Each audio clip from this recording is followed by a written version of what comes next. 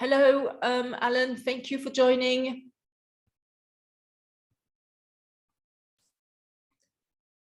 This meeting is now also streaming live on YouTube. Hello, Alan. Hi, Annabelle. How are you? Hi, very good. Good. Haven't seen you in ages. Do we know each other? Oh, yes, I think from the hospital club. I was about to say, yes, I do recognize you. Yeah, yes. Yeah. I didn't used to have glasses. This is just for the computer. That's me. Yes, it's actually shut down as far as I remember. Yes, sadly, yes. Yeah. Okay, I'm going to focus on admitting the other attendees if there are some, looking at whether everything is okay with YouTube. And thank you so much for joining, Alan. Fantastic. Thank you. Stay put, please. Thank you. All right.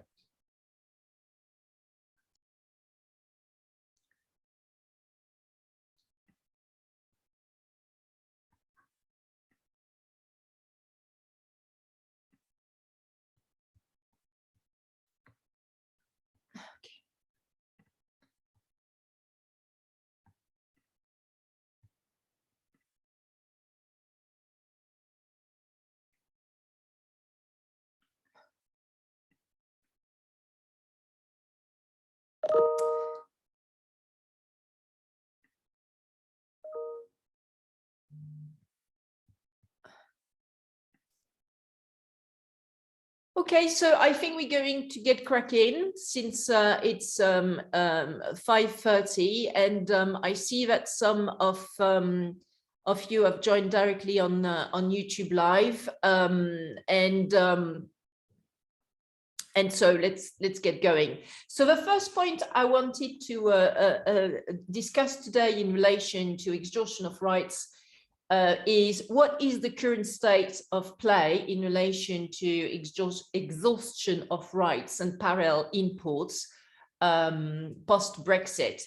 Well, first we need to have a look at the definition of exhaustion of rights, which is a concept which is also referred to sometimes as the first sale doctrine. So it is one of the mechanisms to strike the balance between incentivizing creativity and innovation by making sure that intellectual property rights, so copyright, trademarks, patents, design rights, so making sure that these packages of intellectual property rights are strongly protected, and therefore creators have and content creators have an incentive to be even more creative and innovative. So this is the first objective that a country, a territory wants to achieve. But also there's another objective, which is that this territory, this nation, it needs also to have competition. If intellectual property rights are so strong that it is impossible for any competitor to take inspiration or do some competitive products, then this is not good for creating competition in a market. So therefore, the concept of exhaustion of rights is one of the mechanisms to strike the right balance between incentivizing creativity and innovation and enabling more competition, consumers' choices, and access to goods. So while owners of intellectual property rights can control distribution of a creation in terms of the first sale of a product, the principle of exhaustion of rights is that it puts some limits on how far that control extends. So let me give you an example of exhaustion of right. Well, once goods have been placed on a particular market by a rights holder, an intellectual property rights holder, with their consent or with a consent, then this rights holder cannot then assert their intellectual property rights to prevent the onward sale of these goods into this territory. So if you have bought a book, the owner of the copyright in that book cannot then stop you from selling this book to another person in the same territory. And that is an example tangible example of the principle of exhaustion of rights. So exhaustion of rights needs to be also linked to the concept of parallel trade, because parallel trade is the cross-border movement of genuine, not counterfeited goods, physical goods that have already been put on the market. This is the import and the export of intellectual property protected goods that have already been sold in a specific market. And as a result of the exhaustion of rights, when the intellectual property rights relating to these goods have been exhausted, there will be an opportunity for others to engage in the parallel trade of those goods. So, for example, a distributor moves a good that has been sold in Germany to import that good into the United Kingdom. This is an example of parallel trade. And in this particular example, that would be a parallel export from Germany to the UK. And there's the other way around would be, I'm going to admit Stacy, who's just joining us. Hello, Stacy. Hello. Hello, I'll let you come into your own good time. So coming back to a concept of parallel trade, a parallel import would be when the UK receives these goods from Germany. So that is a parallel import because it's coming into the UK. And a parallel export would be when the UK basically transfers some goods to Germany. That's a parallel export. So what was the regime in relation to exhaustion of rights prior to Brexit? Well, pre-Brexit, the UK used to be part of the European Economic Area-wide exhaustion of rights regional regime. So let me just refresh your memory here and clarify what the European Economic Area is. Well, as I'm sure you remember, there are pre-Brexit, there were 28 member states of the European Union, so that's including the UK, obviously. And in addition to these 28 member states, there were also some additional treaties entered into with 3 other countries, which are namely Iceland, Liechtenstein, and Norway. And the 28 member states of the European Union, plus these 3 EEA states, so Liechtenstein, Norway, and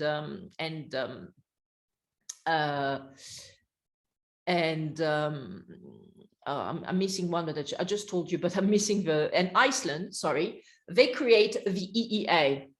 Okay, and so as I just stated, pre-Brexit, the UK, obviously being one of the 28 member states of the European Union, was had access to this European Economic Area regional place where to trade. And so, of course, I was going both ways pre-Brexit, in the sense that the UK could do some parallel exports towards EEA countries, and also the UK could have some parallel imports from those EEA countries coming to the UK. So it was going both ways. So all in all, a fantastic regime for which is in absolute compliance with freedom of goods principle, which is enshrined in the EU various treaties. So, however, post-Brexit, and since the 31st of December 2021, the regime in relation to exhaustion of rights has changed in the UK. How has it changed? Well, while the UK is still part of this EEA-wide exhaustion of rights regional regime, it can now only get some parallel exports from the EEA. Now, post-Brexit, and as per the withdrawal agreement that has been entered into with the EU member states, the UK can only receive genuine goods from the EEA through this from this exhaustion of rights regime. And so this unilateral system is called the UK plus exhaustion of rights regime. And I repeat again, now the UK cannot do some parallel exports of its own goods within the EEA as per this new regime. However, it can receive through parallel imports the EEA goods on its territory, on the UK territory. So this is the agreement, the current agreement, which has been struck by this current UK government and also the EU Commission and Parliament. So obviously this is not an ideal situation because now UK businesses cannot reciprocate. They cannot parallel export their own products to this wide market, which is the 27 remaining member states of the EU, plus Liechtenstein, Iceland, and Norway.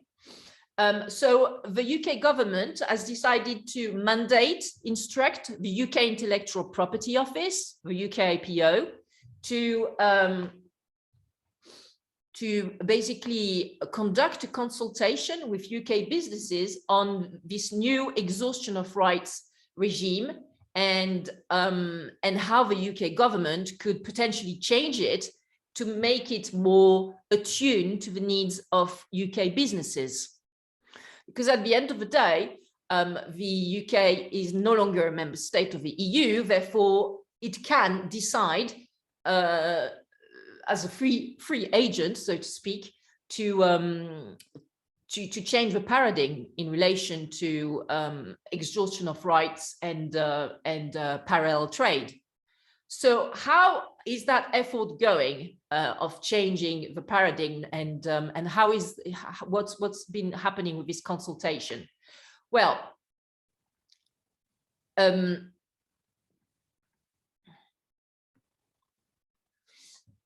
so one thing to note is that the UK IPO has also mandated the Ernst & Young to draft a feasibility study on changing the exhaustion of rights regime in the UK. So I strongly suggest that you have a read, because it's really a useful preparation to this consultation, which concluded in August 2021, and through which the UK Intellectual Property Office, the UK IPO, collated quite a lot of information.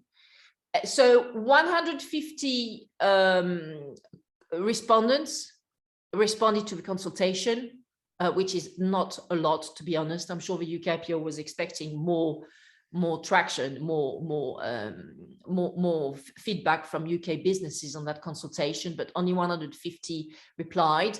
Most of them were coming from the creative industries and mostly also from the pharmaceutical sectors. And in this consultation, 4 possible options were under consideration. So the first one was this UK plus EEA-wide regime, which we just discussed and explained, to maintain the status quo. So the option number 1 would be UK plus to maintain the status quo, and therefore that would be a continuation of the current unilateral application of this EEA-wide regional exhaustion of rights regime in the UK. That's option 1. Option 2 would be national exhaustion regime, which is a regime where only goods put on the market in the UK could flow around the UK. And so goods put on the market in any other country, European or otherwise, could be stopped from entering the UK market by relying upon UK intellectual property rights. So that's the most stringent option. Then option 3 is the international exhaustion of rights regime, where the goods put in the market, on the market in any country, anywhere in the world, could be automatically parallel imported in the UK, and intellectual property rights could not be asserted to prevent the first sale of that product in the United Kingdom.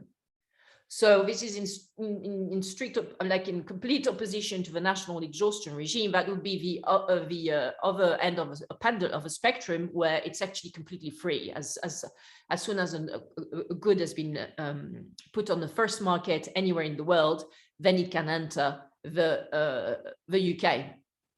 So that's called the international exhaustion regime. And then option 4 is actually a mixed regime. And which would be basically a sort of copy, or inspired at least, by the mixed regime which exists in Switzerland. As I'm sure you know, Switzerland is not part of the European Union, and it's also not part of the EEA, this European Economic Area I just mentioned. Instead, Switzerland has access to the European single market through various bilateral agreements entered into with the EU.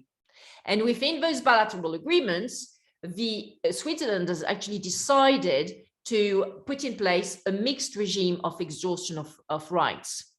So in particular for pharmaceutical products, because as I'm sure you know, Switzerland has got many pharmaceutical companies, big pharmaceutical companies.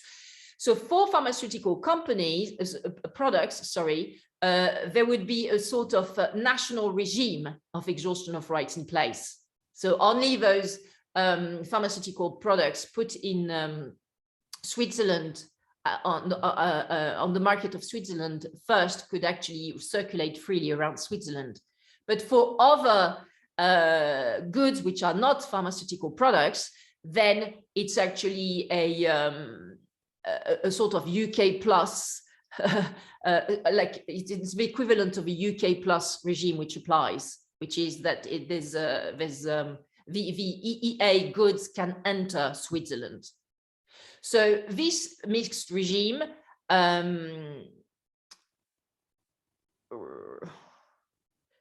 is in place in Switzerland. So through this consultation, the UK government was asking respondents, what do you think of that? Shall we go for a Switzerland inspired exhaustion of rights regime? So from the outset, the UK IPO clarified in the consultation that even though it had mentioned this second option of a national regime of exhaustion of rights, it was, in any case, this national regime incompatible with the Northern Ireland Protocol. And as such, the UK IPO, from the outset of the consultation, ruled out adopting that option of a national regime of exhaustion of rights. So when I read that, I was like, what is that Northern Ireland Protocol? What does it have to do with anything? So let me give you some context, but please follow me on this one, and kindly bear with me so that we can backtrack and explain what this thing about the Northern Ireland Protocol is all about. So as with the rest of the UK, Northern Ireland adopted the same UK EEA-wide regional exhaustion of rights regime from the 31st of December 2020 onwards, obviously, since it is part of the United Kingdom. Therefore, goods can flow freely from the EU member state Ireland, or from anywhere else in the EEA, for that matter, into Northern Ireland without intellectual property rights holders being able to enforce their rights. This is one of the principles of the Northern Ireland Protocol, along with the provision that certain EU legislation must be adopted in Northern Ireland to enable goods to flow around the geographical territory that is the island of the island of Ireland. So both in and out of Northern Ireland. So basically the conundrum in which the UK government and the EU are is that they can't have some goods which are accessible in Ireland, Ireland, but not in Northern Ireland. So they need to freely flow in this whole island, which is the island. So anyway, it's a bit complicated, but basically, as part of the, so notwithstanding the Northern Ireland Protocol, rights holders in Ireland can still enforce the intellectual property right to stop their goods from being put on the market in Northern Ireland, flowing into the EU member state Ireland. So now that we've clarified what this Northern Ireland Protocol is and why, therefore, it rules out the national exhaustion of rights regime, what happened with the outcome of this consultation? So in the summary of responses to the consultation that the UK IPO released on its website, we learn that most of these 150 respondents stated that there was some parallel trade of goods, materials, and products, which was happening in their respective sector. So they know it occurs. However, their responses on the impact of parallel imports from the EEA on organizations depended on whether such respondents were dependent on commercializing parallel traded goods, or whether those respondents were or represented rights holders.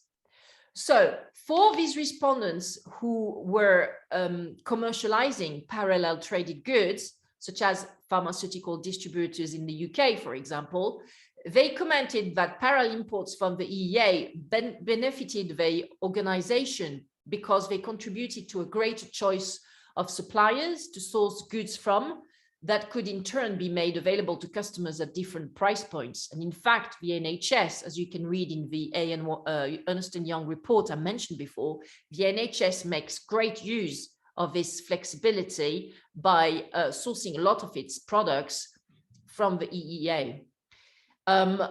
In addition, these various UK businesses dependent on parallel traded goods also emphasized the availability, flexibility, and security of supply of goods to support market demand and alleviate supply shortages.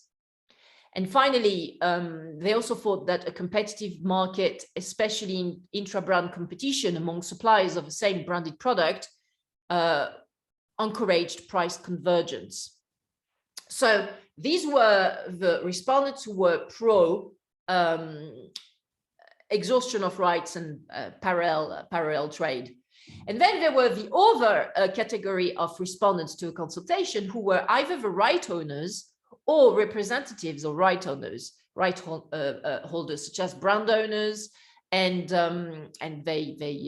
lawyers, etc. So these respondents replied that parallel imports did not increase choice by providing a greater number of different goods because parallel imports tended to be products already available or approved in the UK, especially licensed branded goods such as branded toys and branded medicines.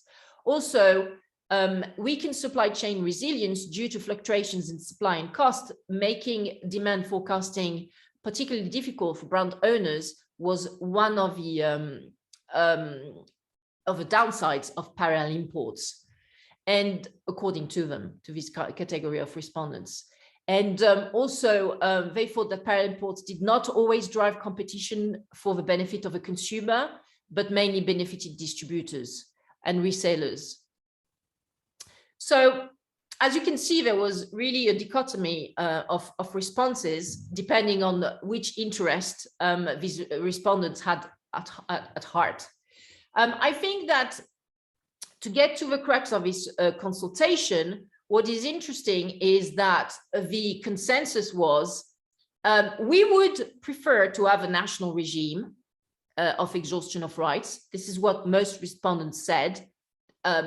However, because of the Northern Ireland protocol situation, the least damaging necessary evil is a continuation of a UK plus EEA-wide regional exhaustion of rights regime. So this is what the majority of respondents said. If we had it our way, we would much rather prefer to have national exhaustion of rights, where basically you can only have UK goods flowing freely in the UK. But because there's this Northern Ireland protocol thing, well, let's stick to the this unilateral application of a UK-wide regime.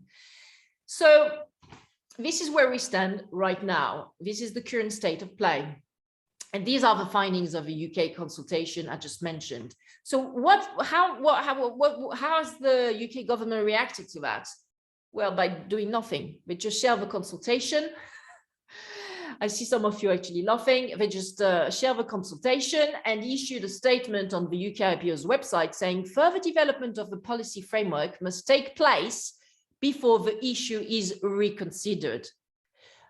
You can read between the lines. What they mean is, until we have sorted this Northern Ireland thing, we cannot move on this. We cannot change anything in relation to the exhaustion of rights regime, because we've got this Northern Ireland situation to deal with first. And also, they want to have, I think, more historical data in relation to how this withdrawal agreement from the EU works in practice.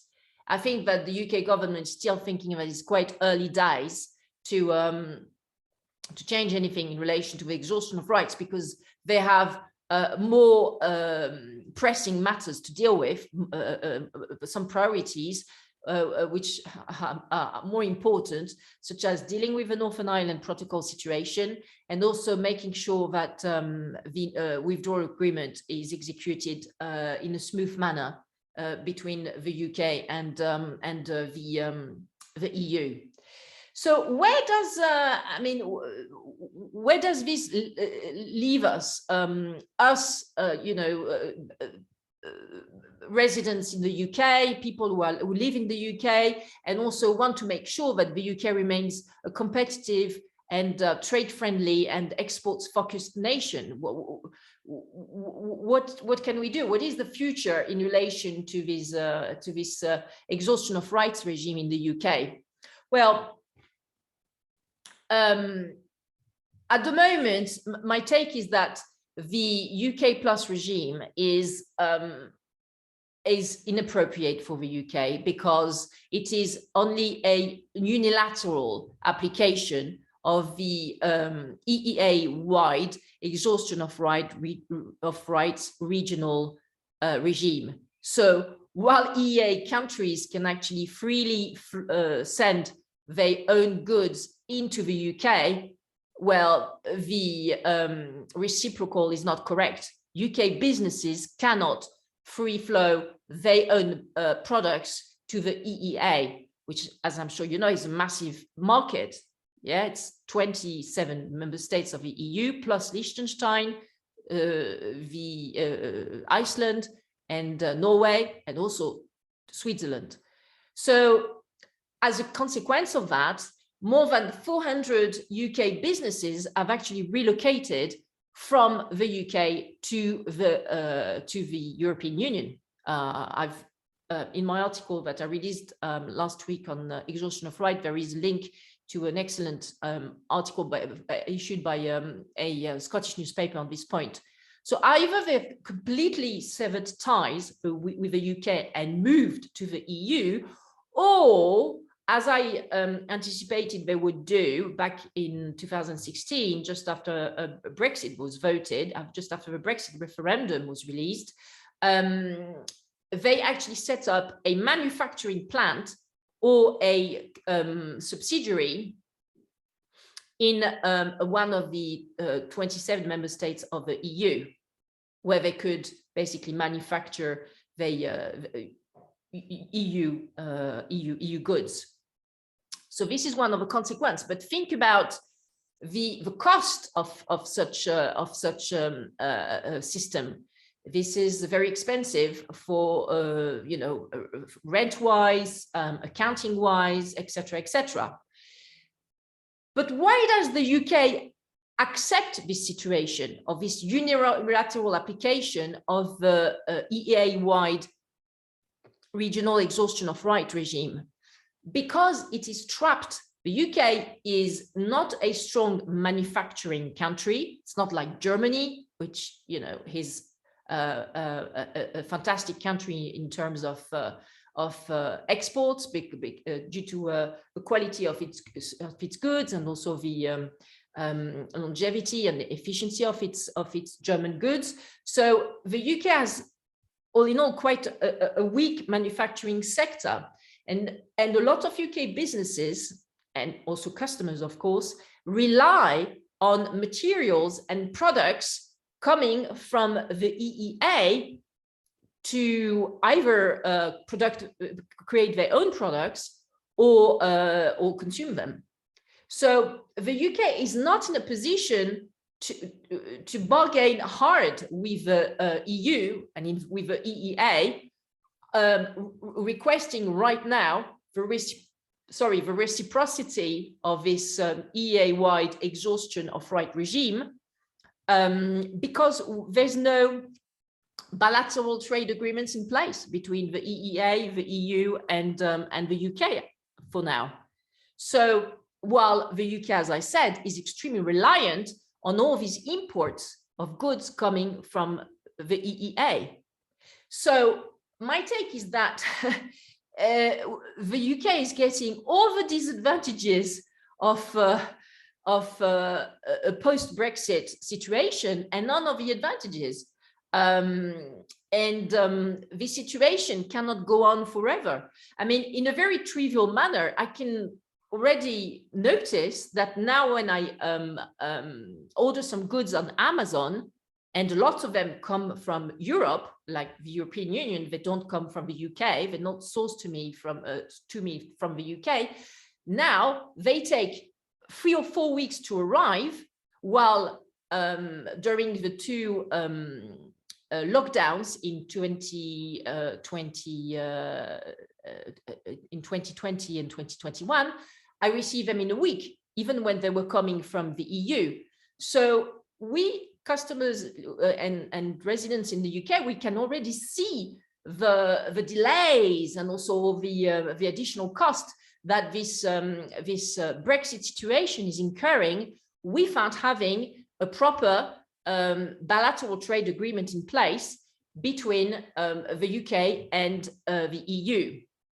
So also another point is that the UK has got some pretty weak border controls at the entry points in the UK.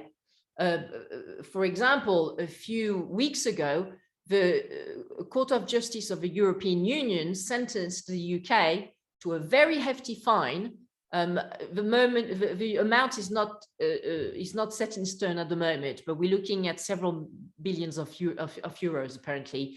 So the European Court of Justice sentenced the UK because between 2011 and 2017, when the UK was still one of the 28 member states of the EU, a lot of Chinese goods flooded the European markets through the UK, because the UK borders and customs were not doing their job at the entry points in the UK to stop these cheaply imported, these cheap Chinese-made garments and shoes and clothes.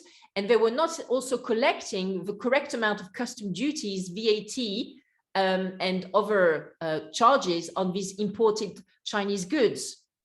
So this is a tangible example that sadly, at the moment, the controls at the UK borders are not strong enough to be able to process and assess in a systematic manner every good that comes into the UK to ensure that it is compliant with the exhaustion of rights regime.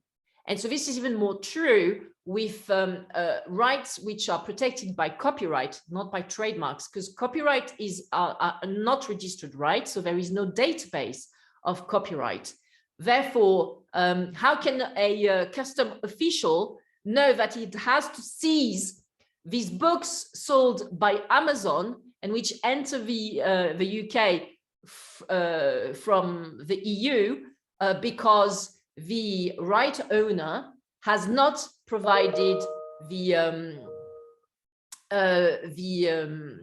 UK with any IP rights to be able to copyright to import these books into the UK.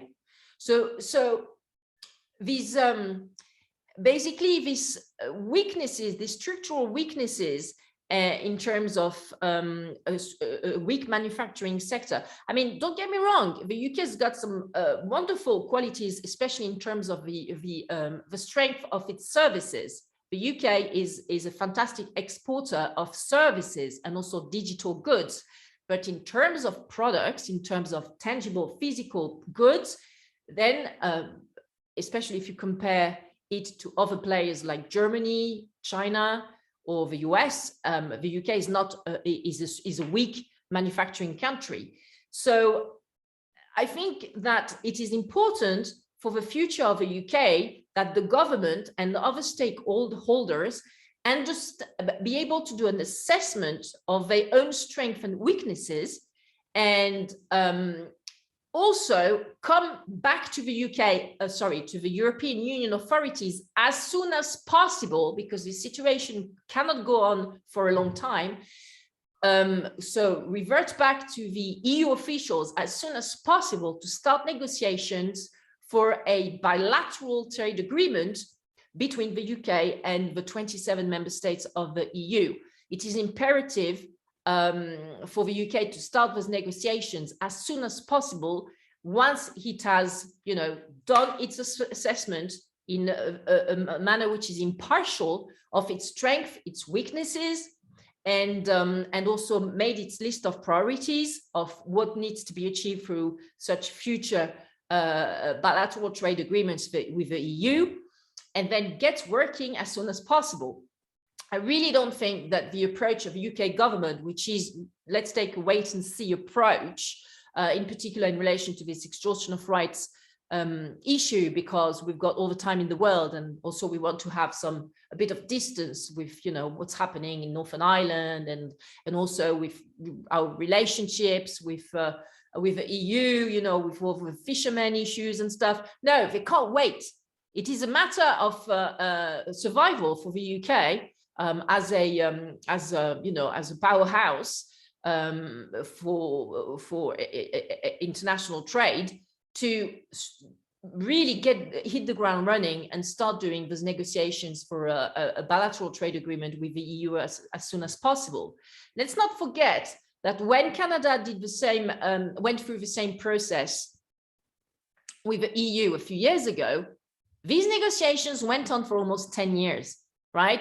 From the moment they started negotiating, Canada and the EU, and the moment they signed, it took at least 8 years. So the UK doesn't have 1 second to lose and needs to really get cracking. And also, and this is why this assessment of its strengths and weaknesses is so important, because there's also quite a lot of bad blood, in the sense that the EU is annoyed that the UK left, because they only want to have, they want to pick and choose and cherry pick what they want from the EU, but for example, definitely not freedom of people, of persons, of citizens. Well, so there's bad blood, okay? So they also have to overcome this negative bias that EU officials and representatives will have, which is that the UK will only we will only strike a deal which is in its advantage, which is that it only wants basically free movement of goods and services and capital, but nothing else.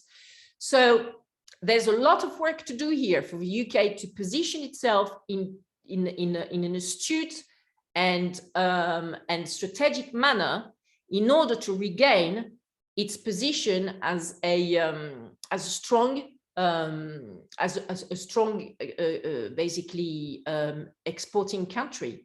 And at the moment, what I'm seeing is quite it's not what I would expect the best. The best scenario. So, do you have any questions? Does anyone have any questions? Let me check whether. Hi, Stacy. Sorry, I wasn't sure that you managed to get in. So it's lovely to see you in. So if you have any questions, yeah, sure. Go ahead. Do you want to? Yeah, sure. So if a company wants to license a copyrighted good from, well, it wouldn't have to be from an EU company, but for example, from an EU company for distribution in the UK territory, would there be a problem in having a contractual provision in your license that prohibits the EU licensor from restricting other parties in the EU to selling into the UK? Because that would seem to contradict the principle. So there would be a problem. Yes. Yes, there would be.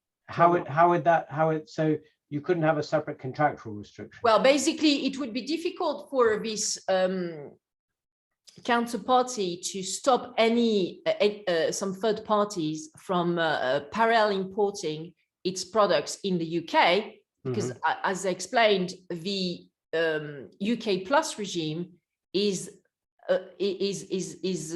grounded on the concept that EEA goods can freely enter the UK, but the reciprocal is not true anymore. The UK goods cannot freely float into the EEA now. Yeah. So, but would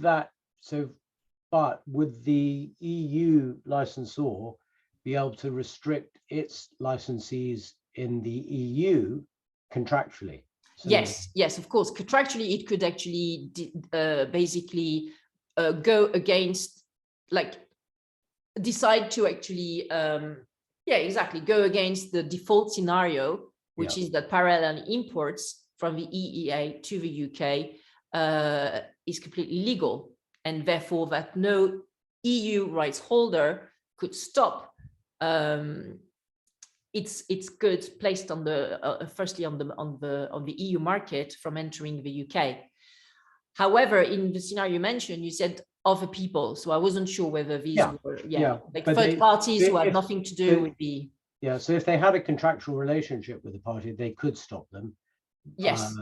And there isn't something in the concept of exhaustion of rights or in the legislation that trumps the contractual restriction then and says it wouldn't be effective. No, I don't think so. No, of course, the contract would override this. But then again, as I said, it might be difficult to enter into such contracts with third parties because this EU rights holder might not know or might not have any basically bargaining power with all of these third parties which may import into the UK its EU first placed products. And it seems that's the only solution, is a contractual restriction, really. Well, yes, as I was mentioning before, it creates some red tape, it creates some additional legal costs, and it's not ideal. No, definitely not. Okay, thank you. My pleasure. Right, I think that we are done for the day. If Stacy, or let me have a look at YouTube attendees. No, we all good. Great, lovely. So thank you for your time, and look forward to seeing you hopefully at the next session of our live webinars. Bye. Thanks very much. Bye, Alan. Bye, Stacy. Bye, everyone.